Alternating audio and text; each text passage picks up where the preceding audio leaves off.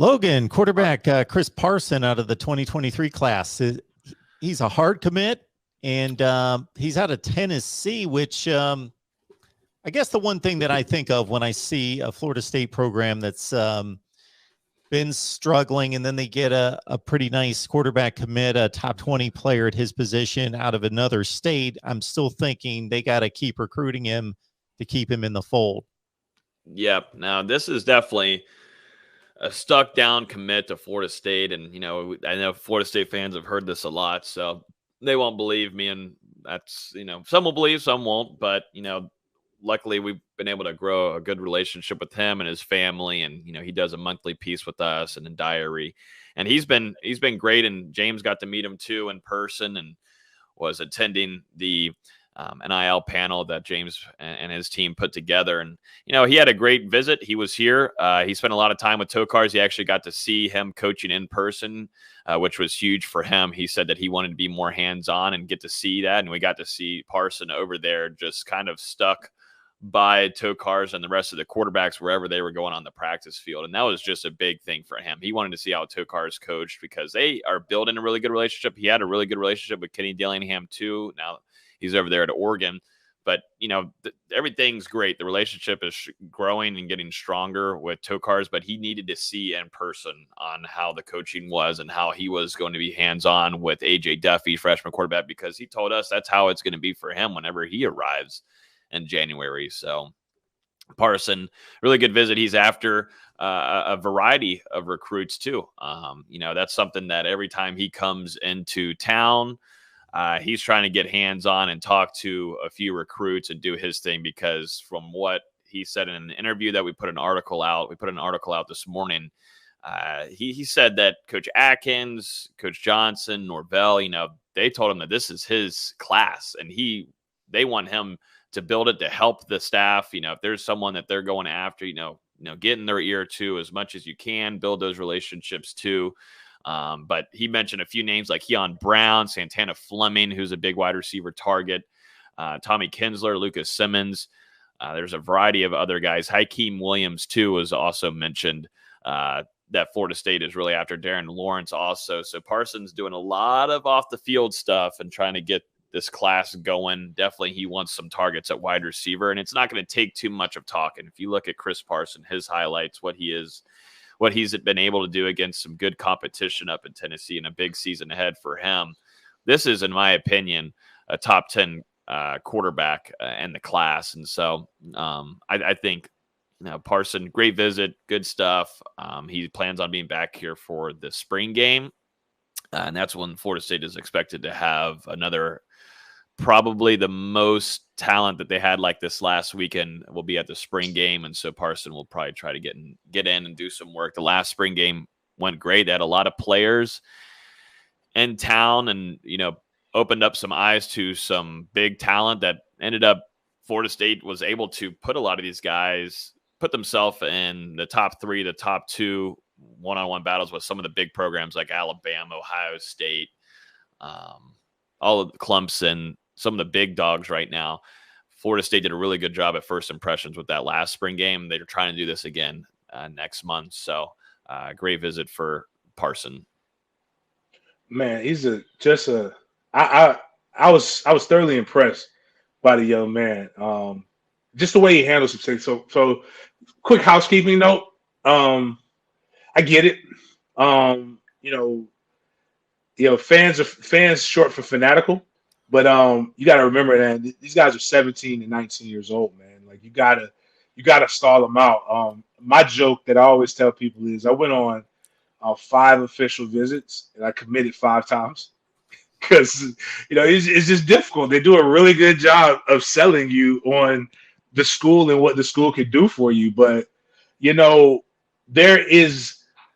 So one of the big things that people got to realize, I tell this with my teammates too. We're all older, different places. Sometimes miscommunications can happen, or we may not like something that's going on, and fans feel like they need to chime in. And I always tell them, like, you a fan, we family. So we're going to make up, and it'll be okay. Don't get yourself messed up by joining into a conversation that you don't need to. So what does that mean for Chris Parsons? There was a miscommunication that happened, which happens in recruiting is as you're developing a relationship, and he acted like a 16, 17-year-old would act. Like, they communicate subliminally and they learn that from adults that do this as well. But social media is their voice. So he controlled his brand and his narrative, and he scrubbed a little bit of the Florida State stuff. And fan base kind of went over the top on it. And see, what happens is when you do that and you have a talent, see, this kid is wanted by everybody. Like, don't make him go run to use a marriage analogy. Like, don't make your main piece run to the side because you treating them bad. Because trust me, there's always that person in that. If you got a bad girl or bad woman, there's somebody in her DMs that say, "Oh, I can't believe he talked to you that way. I would never do that to you. I get you flowers every day. I put rose petals on." So when you're doing that, you think you're defending the program, but you're really making us look like a bunch of jerks. But even the way he handled that, like the questions that he asked at the symposium about how to do that, we exchanged numbers. I told him I don't really care where you go. I would love for you to come to Florida State. And stick around with it. I said, I can tell you, I'm a walking name, image, and likeness. If anybody wants to know how this thing works, I can let you know how it works. Because for whatever reason, Florida State's paying. I have ate more off of one touchdown against Miami in 2005 than probably anybody in this world has. Like, so trust me, I know name, image, and likeness because that's how I earn my living and take care of my family. So, but just the poise, the demeanor. And bigger than that, with these, KJ Sampson as well, as I know we talked about him, but you got to Lamont Green as well. Lamont Green Sr. is awesome. Yep. You got to have a good structure and support system around you. I've seen big time prospects' parents before, and I've seen the parents before I've seen the big time prospects. I did not notice his dad until me and his dad had a conversation, which means it's not that his dad isn't present. He's very present. It's just that it's not about him. It's about what can I do to put my son in the best position? What can I do to and now he can make himself. I can get that vibe. He can make himself known if you want to act like an adult to his son. Or he could just let his son learn how to have fun and ride this process out. But, just talking to him, he's a kid, man. He's a kid with an incredible gift that we need to recruit, but also remember that, man, this is a kid living his life. Because one thing that people don't realize, man, is that, and I'll probably, when me and him chop it up, off air, we'll talk about this more, is that the minute you sign that LOI, baby, each level you go is less and less fun. And it's more and more business. And enjoy being a kid while like being an adult is the biggest Ponzi scheme ever invented. Like, all you think about as a kid is, I can't wait till I'm grown. I'm gonna do what I want to do. I'm gonna do this and this, and then you realize, man, you work really, really hard to do absolutely nothing. Or like you're so tired that when you go on vacation, like me, I'm the only person who will pay for a vacation to go to sleep. So like it's just like you work really, really hard to do absolutely nothing. But Parsons is I think from my conversation, what I gathered from talking to him, I think we're gonna be okay as long as we win. But again, everything is predicated on year 3. What are we going to do? I can tell you it looks better. It does. Let me rephrase it. It looks better based upon what I've seen. But I'm also know what it's supposed to be. It doesn't look like, we're going to compete for an ACC championship. I'd have to see Clemson. I'd have to see some other cats, but I don't think we're there yet. But if it doesn't relate to wins and losses, who cares? We are in the beautiful thing about football is it's not abstract. It's literally you have a winner and a loser in every football game. At the end of the season, if we are below 500, we did not get better. Or if we're 6-6, we did not get good enough.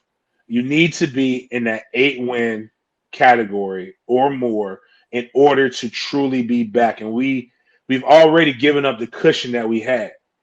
And Miami's got a new staff, and you didn't jump on that this season like you should have. Florida's got a new staff. You didn't jump on that like we should have. And now what they've done a good job of is marketing the the mundane. Florida and Miami have done the best job of marketing the mundane.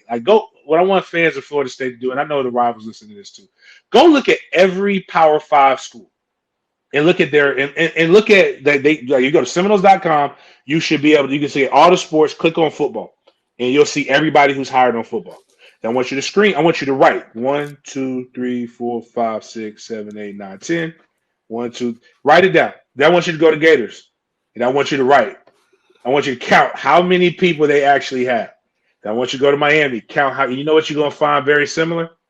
We all got the same amount of people, just one group is marketing it better and posting about every little thing. Now, some of these jobs are ridiculous, like the director of hydration and sugar to electrolyte ratio performance at Florida. But like at the end of the day, that ain't nothing but that's a fancy way to say athletic trainer.